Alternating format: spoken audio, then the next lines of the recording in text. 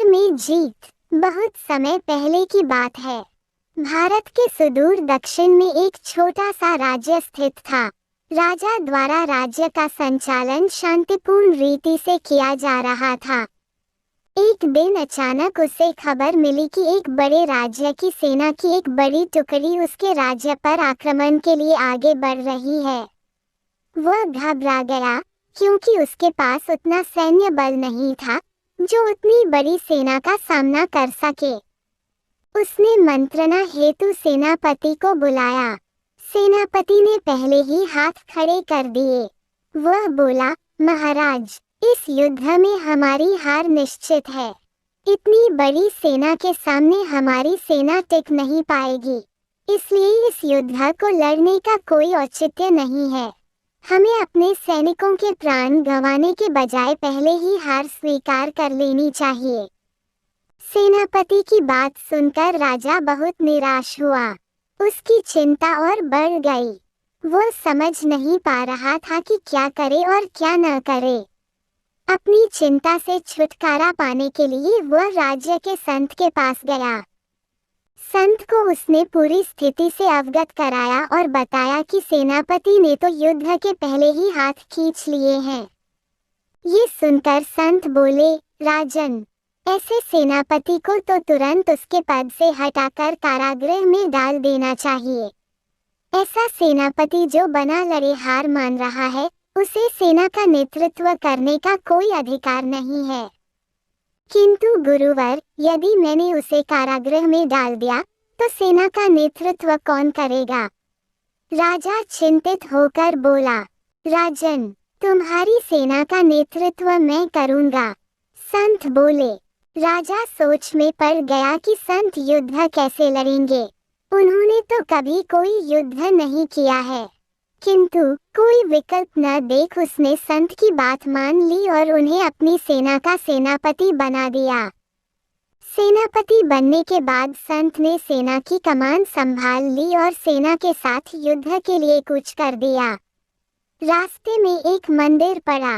मंदिर के सामने संत ने सेना को रोका और सैनिकों से बोले, यहाँ कुछ देर रुको।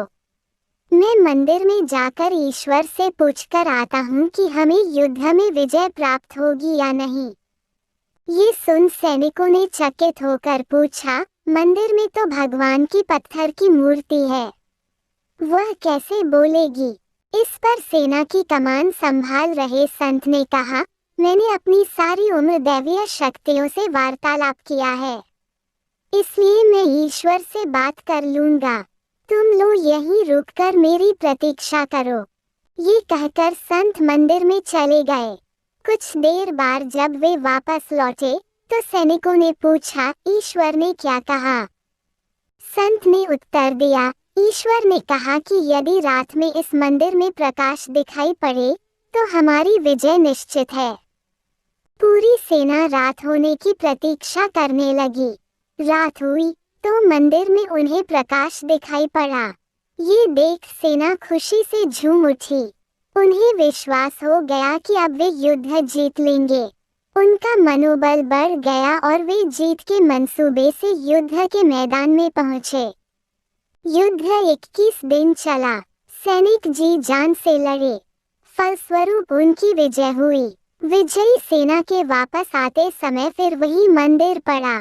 तब सैनिकों ने संत से कहा कि ईश्वर के कारण हमारी विजय हुई है, आप जाकर उन्हें धन्यवाद दे आएं। संत ने उत्तर दिया, इसकी कोई आवश्यकता नहीं है। ये सुन सैनिक कहने लगे, आप कितने कृतज्ञ हैं। जिस ईश्वर ने मंदिर में रोशनी कर हमें जीत दिलाई, आप उनका धन्यवाद भी नहीं कर रहे।